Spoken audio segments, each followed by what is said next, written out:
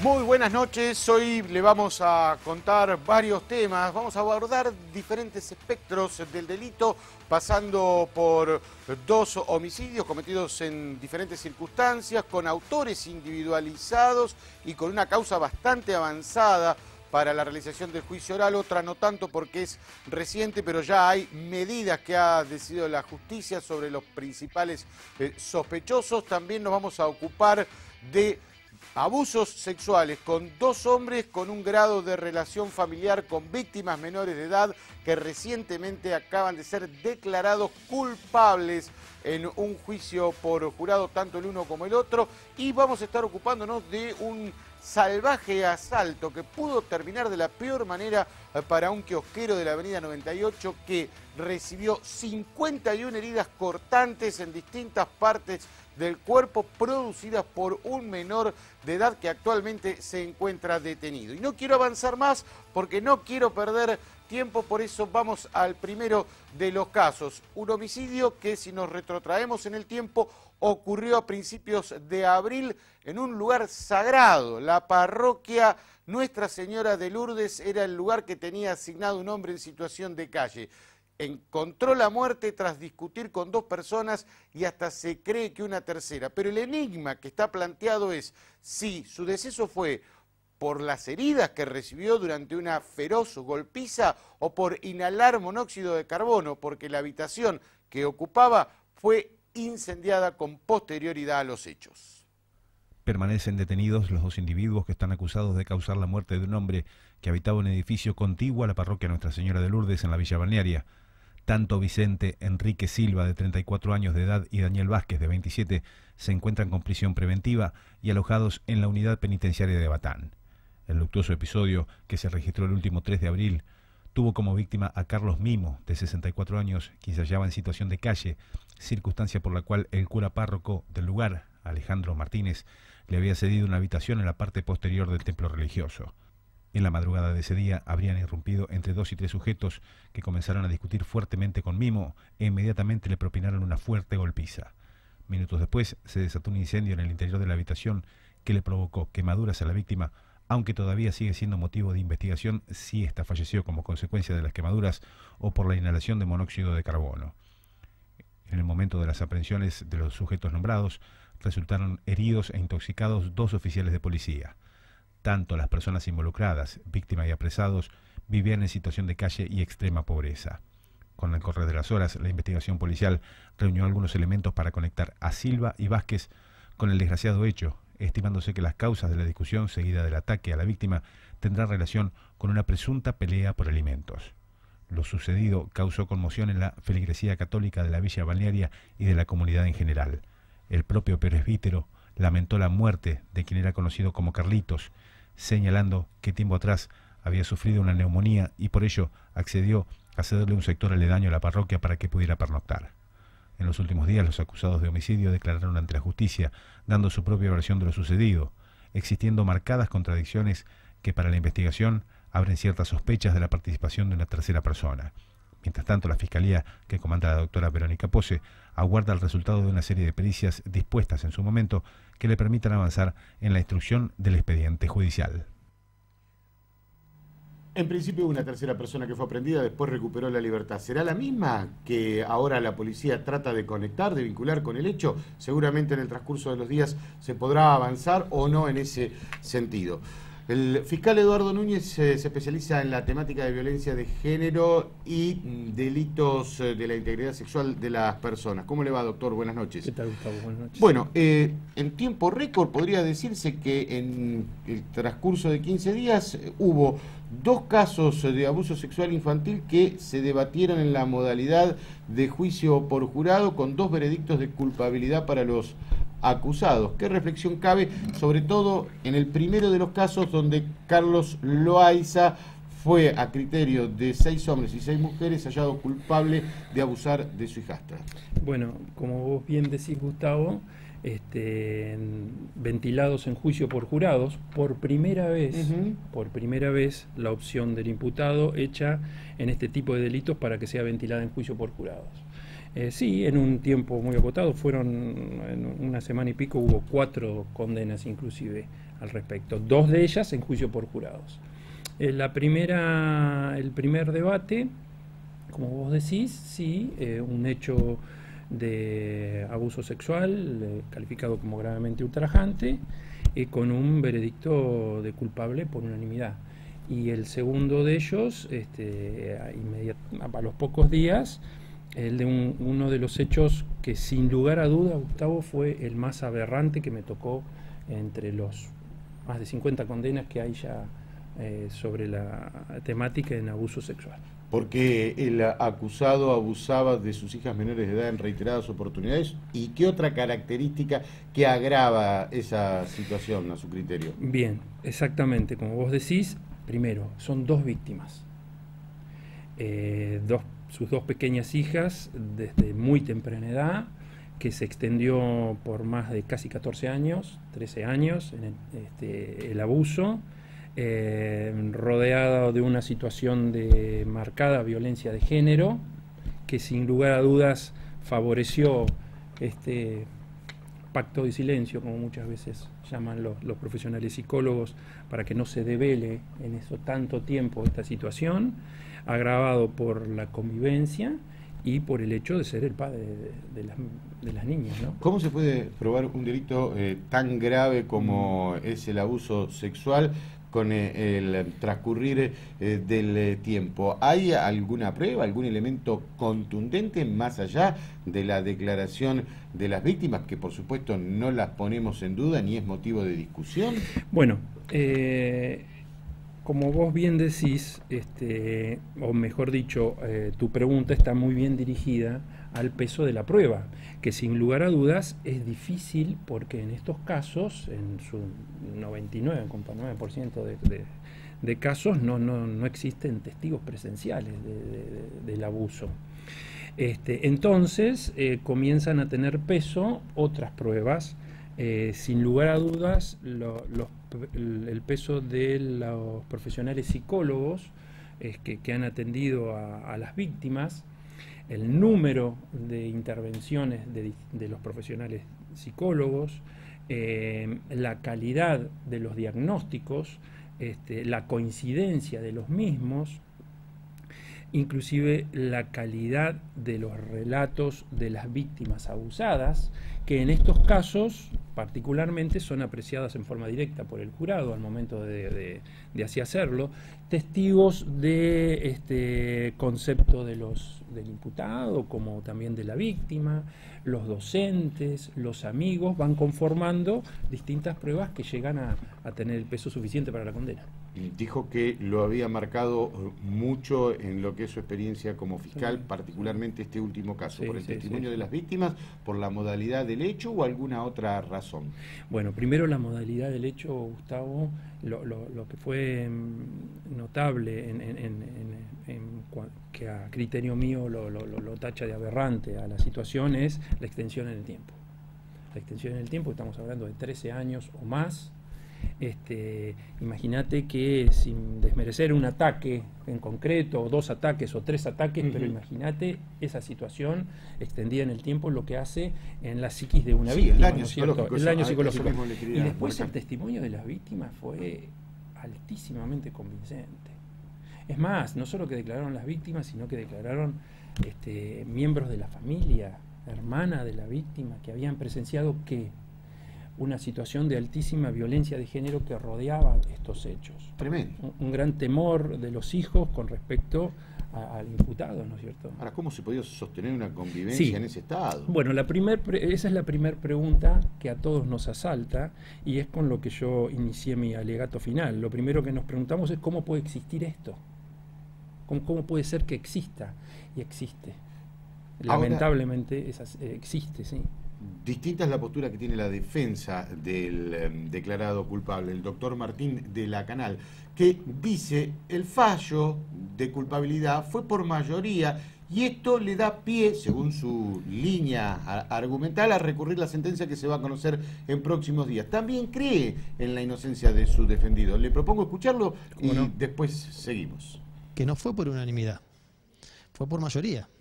Eso significa que hubo jurados que consideraron que mi cliente no era culpable. Entonces eso obviamente es un argumento fuerte que tiene la defensa para poder fundamentar su recurso. Entendemos, y así fue expuesto por la defensa, sobre todo en los alegatos finales, que existen... Yo reconozco que la Fiscalía tenía una carga probatoria importante, eso no lo dejo de conocer, pero también es importante destacar que hay elementos importantes que juegan a favor de la defensa, que se volcaron en este debate y que, bueno, evidentemente algún jurado entendió que era así. Y como, te reitero, como derecho constitucional del imputado, como estamos ante una justicia humana, con posibilidad cierta de errores, le cabe la revisión de su sentencia, la revisión de su pena, en este caso por un tribunal de casación. Lo que te quiero decir es que en esos 2 años que transitó el proceso en libertad, conociendo las graves imputaciones que había sobre él, las graves acusaciones, las gravísimas denuncias, siempre se sometió a la justicia. Siempre colaboró con la justicia, siempre se sometió a todas las pericias. Entonces, la conducta de él no es una conducta que podríamos asemejar a una persona que ha sido acusada de hechos tan aberrantes. Entonces, mi experiencia y mi visión en ese sentido, que vos me preguntás, es que Gustavo es inocente de los que ellos se le acusan, y por eso estamos peleando para probarlo. Es la visión que tiene la defensa, contrariamente a lo que decidió el pueblo representado por vecinos de los distritos de Necochea, Lobería y San Cayetano. El señor defensor hace hincapié en una cuestión procesal, o sea, los derechos de los que goza el imputado al haber obtenido esta condena en el orden mayoritario, ¿no es cierto? Esa es una cuestión procesal que es indiscutible, tiene todo el derecho y así se lo permite la ley. Por otro lado, hace hincapié en la conducta del imputado antes de llegar a debate y que en realidad sí... ¿Tuvo derecho? Sí, estuvo derecho, pero como muchísimas personas estuvieron a derecho, Gustavo. No es en absoluto excluyente. En el día de hoy he tenido una sentencia condenatoria en un hecho de violencia de género, de abuso sexual, de los peores, que sobre una mujer discapacitada. La persona ha estado siempre a derecho, eso no excluye de ninguna manera que sea culpable o no. Lo que sí, bueno, le permite al defensor un análisis que a su criterio lo considera inocente. Por este caso, mañana será la audiencia en la que las partes van a pedir pena al juez técnico Juliano, que fue el encargado de coordinar el juicio. Exactamente, Gustavo. El día de mañana es la audiencia de cesura, donde las partes van a exponer sus pretensiones, la Fiscalía va a solicitar la pena y la defensa hará lo suyo también desde su lugar. Le agradezco que nos haya contado esta experiencia que vivió en 2 oportunidades por primera vez en el Departamento Judicial de Necochea con esta modalidad de juicio y en tan solo menos de 15 días. Yo te puedo robar un segundito, Gustavo, que realmente era lo más importante que quería decir. Yo quiero destacar, Gustavo, no olvidemos que estamos en presencia de gente de a pie, personas que no necesariamente tienen conocimientos específicos del derecho, sino que con sentido común han arribado a estos veredictos. ¿Y qué quiero decir con esto? Quiero destacar el alto compromiso social que evidentemente existe al receptar estas cuestiones, que en definitiva son cuestiones de violencia de género en su más desdeñable especie, porque son abusos sexuales y a menores. De eso no cabe ninguna duda, pero es bueno que lo haya remarcado. Cuando el ciudadano asume un compromiso, pasa a ocupar un rol protagónico, dejando de lado otras cuestiones que son muy comunes cuando suceden estos casos, donde la crítica es lo primero que aflora. Pero aquí evidentemente está acreditado el compromiso, la seriedad y responsabilidad a la hora de abordar un caso tan grave como el que ha sucedido y también el anterior, ¿no? El que hacíamos mención.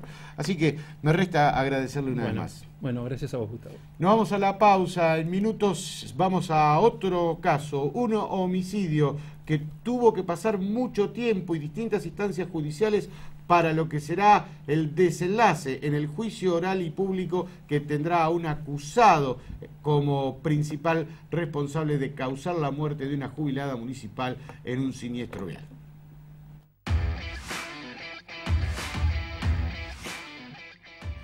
En el mundo de los negocios, siempre es bueno juntarse con un socio que te complemente. te ayude a crecer y te potencie para conseguir mejores resultados. Por eso nosotros también nos juntamos. FiberCorp, Personal y Telecom. Nos unimos para que puedas llegar más lejos, para ofrecerte soluciones a la medida de tu empresa y atenderla con la misma dedicación, ya sea pequeña, mediana o grande. Para que cuentes con la red de fibra óptica y móvil más moderna y confiable del país.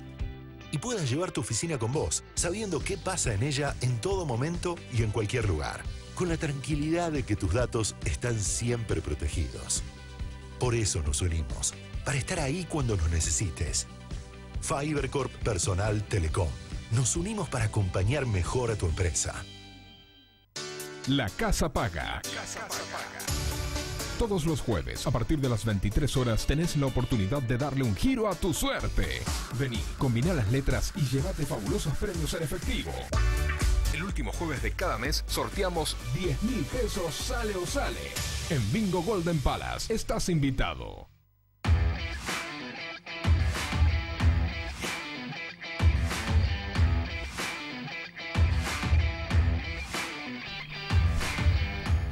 Doctor Gonzalo Reggio ya es un conocido para nosotros por su participación en distintas instancias, principalmente juicios orales. Con él vamos a charlar en minutos, pero antes y a modo de introducción, el caso que terminó con la vida hace ya más de 4 años de Elvira Krusich, una jubilada municipal que encontró la muerte, como señalaba hace instantes, en un siniestro vial.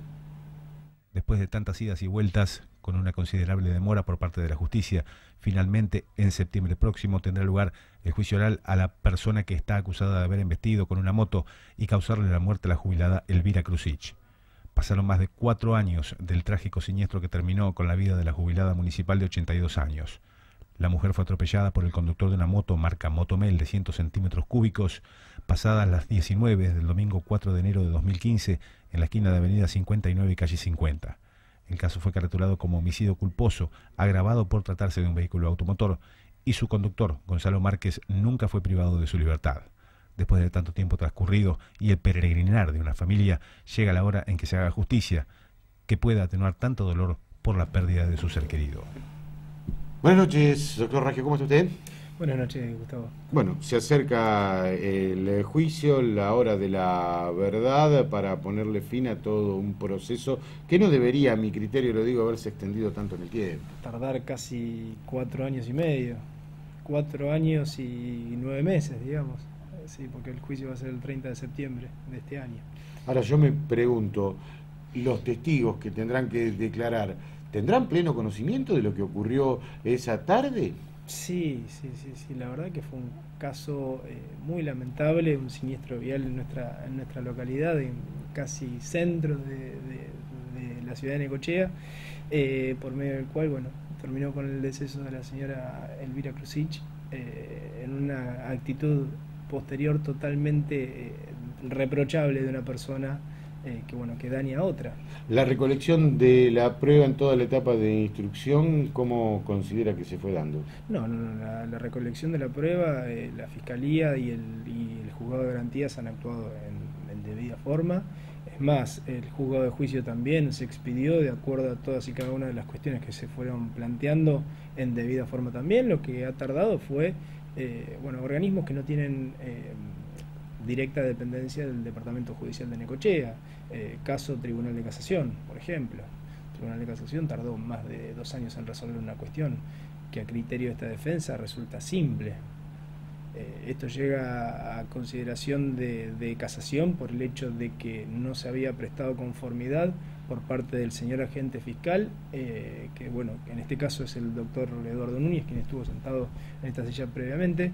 El doctor estimó junto con la defensa, con el particular damnificado, que es un caso de total envergadura, es una magnitud de reproche que no puede ser alcanzado por una solución alternativa como la suspensión de juicio. Claro, ahora recuerdo, eso era lo que planteaba la defensa, y ahí hubo una confrontación que termina dirimiéndose en una instancia superior, que es el Tribunal de Casación, y se toma, digamos, todo el tiempo del mundo, lisa y llanamente. Exactamente, recordemos que el hombre solo quería, de alguna manera, digámoslo como era, terminar todo en una suspensión de juicio de prueba, entregando su bien que era la moto y 3.000 pesos a la víctima, al particular. Aparte de la prueba que logró la Fiscalía que intervino en el caso, ¿usted va a hacer algún aporte adicional llegado el momento del juicio?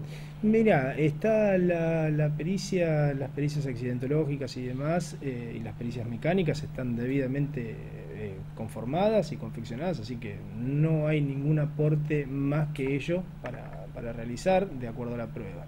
¿Hay algún reproche más allá del desenlace de este triste episodio para el responsable? Sí, la verdad, Gustavo, que el reproche es lógico de una persona que tiene un accidente y en vez de acudir a alguna persona que se pueda haber lastimado o alguna cuestión que a uno le saldría, fue simplemente a levantar su moto, a ver cómo estaba, a quedarse con la moto. La realidad es que es una conducta que a criterio de este particular damnificado es un agravante total.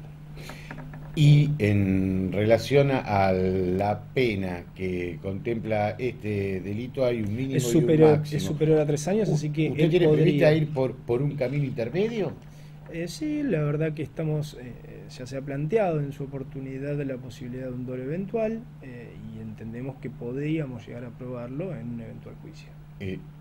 De poder determinar esa que la actitud de Márquez previa al deceso, claro, de la señora Krusich era, de alguna manera se le puede imputar causalmente como de dolo eventual. Pero esto haría que el expediente judicial quedara sin efecto en el juzgado donde está radicado para pasar al No. tribunal por la competencia en cuanto a la escala entiendo de que pena que tiene, ¿no? entiendo que no.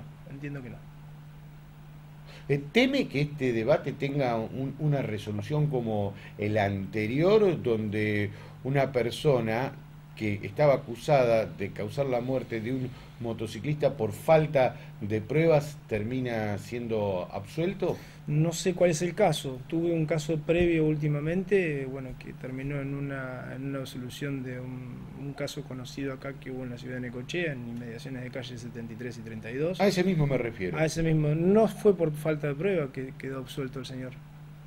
Mi cliente no fue absuelto por falta de prueba, sino que fue de una total valoración de la totalidad de la prueba que había existente en el expediente. No es el caso que se avecina, ¿no? No, porque en este caso situación. no se le puede cargar toda la responsabilidad a una persona que venía circulando con su vehículo si viene otra irrumpe en la arteria sin tener prioridad de paso, sin llevar casco. No vale rescatar mayores cuestiones que hacen a la personalidad de la persona fallecida, me parece de muy mal gusto, pero no se le pudo cargar toda la responsabilidad al señor que manejaba la camioneta. Bien, y por último, la familia de la víctima, ¿qué es lo que pretende? ¿Un fallo ejemplar y a su vez un resarcimiento? Resarcimiento económico no. Resarcimiento económico no, es más, ya precluyeron las etapas para pedirlo, hasta penalmente tendríamos hasta la elevación a juicio y no se ha presentado o no me ha manifestado la posibilidad de presentarse como autor civil y eso fue descartado desde el principio. Y bueno, tampoco en instancia civil se ha abierto la posibilidad de que se reclame los daños y perjuicios. Es el reclamo legítimo de justicia después de tanto tiempo. Solamente aquí se reclama justicia, se reclama la posibilidad de que una persona, si comete un error, pueda presentarse mínimamente ante los familiares, presentarse y pedir las disculpas del caso, más allá del reproche que pueda llegar a tener o no, pero sí se requiere, y me parece más en esta sociedad, una actitud de persona, de hombre, de enfrentar la cuestión y pedir disculpas, que no está nunca de más. Por supuesto. Doctor, gracias por la presencia esta noche. Muchas gracias. Ha sido usted muy amable. Nos vamos a la pausa y después cerramos en 2 minutos con la evolución de la salud de un comerciante que recibió 51 heridas cortantes durante un salvaje asalto.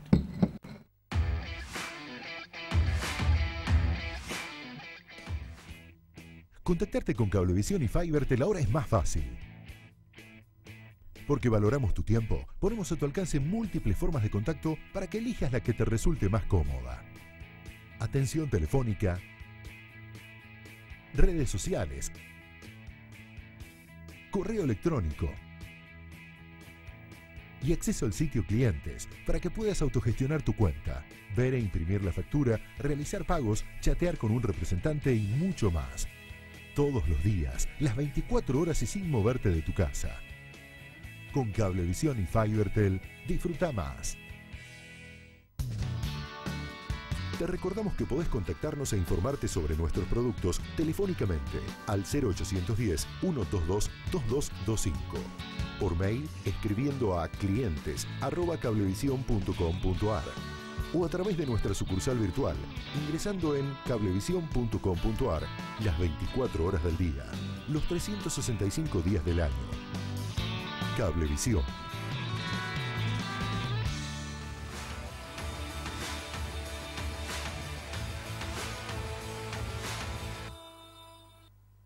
Ya nos estamos yendo prácticamente para decirles que Armando Hernández, el comerciante que en la tarde-noche del último jueves fue sorprendido por un menor de 15 años de origen peruano pero nacionalizado argentino, evoluciona de las heridas. Fueron más de 51 cortes recibió en las manos, en el rostro principalmente, que merecieron varios puntos de sutura durante un violento hecho en el que el precoz delincuente irrumpió armado con un cuchillo tipo carnicero de 30 centímetros de hoja. Mediante amenazas y efectuándole heridas cortantes, llevó a la víctima al interior de un baño donde lo mantuvo como rehén durante varios minutos. Los gritos y el pedido de auxilio que realizaba la víctima pudo ser escuchado por los vecinos. Esto hizo que se diera cuenta al servicio de emergencias policiales y en contados minutos arribara un móvil. Los policías se encontraron con un escenario prácticamente dantesco. Después de derribar la puerta del baño, porque el menor ofrecía resistencia, se encontraron con el kiosquero inmerso en un baño de sangre. En esas condiciones pudo ser retirado y trasladado al hospital municipal, no sin antes forcejear con el menor de edad hasta que pudo ser reducido y terminó aprehendido. ¿Cuál es la situación de este menor? Actualmente se encuentra con una medida de seguridad detenido en el centro cerrado de Batán, lo que se conoce como el Batancito. El próximo lunes habrá una audiencia donde el fiscal que interviene, el doctor Horacio Sirimarco, tiene previsto pedir una prórroga de esta medida para que continúe detenido. Vamos a seguir muy de cerca este tema que conmocionó a toda la comunidad por las características y por lo precoz del delincuente, tan solo 15 años de edad. Hay que aclarar que no es punible para la ley penal argentina. Con esto nos vamos, le agradecemos por la compañía, gracias y retornamos en 7 días.